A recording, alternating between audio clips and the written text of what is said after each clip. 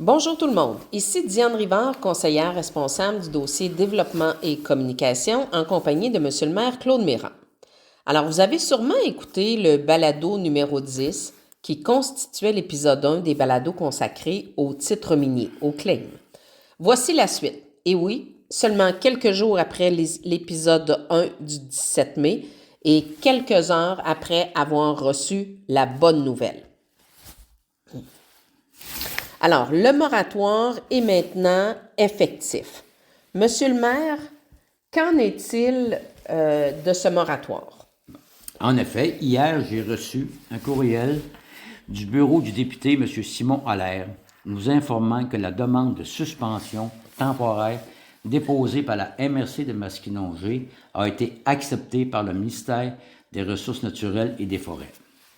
Cette suspension temporaire est renouvelable aux 6 mois et vient empêcher automatiquement l'achat de nouveaux claims sur les terrains visés, pendant que la démarche menant à la délimitation d'un TIAM, territoire incompatible avec l'activité minière, par la MRC de Masquinongé, se poursuit. Alors, on doit donc comprendre qu'aucun nouveau titre minier ne sera alloué pendant ce moratoire. Par contre, ceux déjà achetés continuent d'être légitimes et c'est ici qu'il faut bien comprendre la marge de manœuvre de chaque propriétaire de terrain ou d'immeuble. Alors, tout d'abord, que nous dit la loi, entre autres? Quelles sont les obligations d'un détenteur de droits d'exploration minière? L'article 235 de la loi sur les mines oblige le détenteur d'un titre minier d'exploration, donc d'un claim, d'obtenir l'autorisation écrite du propriétaire d'un terrain sur lequel il désire réaliser des travaux d'exploration, et cela au moins 30 jours avant le début des activités. Qu'en est-il maintenant pour la municipalité? À l'article 65, il est spécifié que le détenteur doit aussi aviser la municipalité de son intention de réaliser des travaux sur le territoire de Saint-Mathieu-du-Parc avec un préavis de 30 jours. En aucun cas, un propriétaire n'est obligé d'accepter de donner son autorisation. Quelle est la situation actuelle?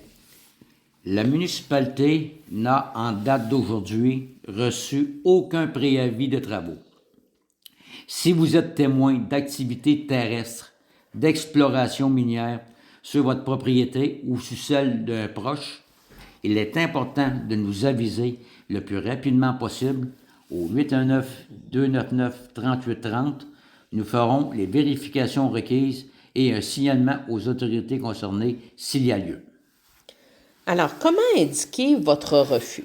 Si une compagnie minière sollicite votre consentement pour effectuer des travaux sur votre propriété en vertu des articles 65 et 235 de la loi sur les mines et que vous désirez respecter les objectifs de protection de l'environnement que nous avons déjà prévus à notre plan d'urbanisme, vous n'avez qu'à leur faire parvenir la lettre.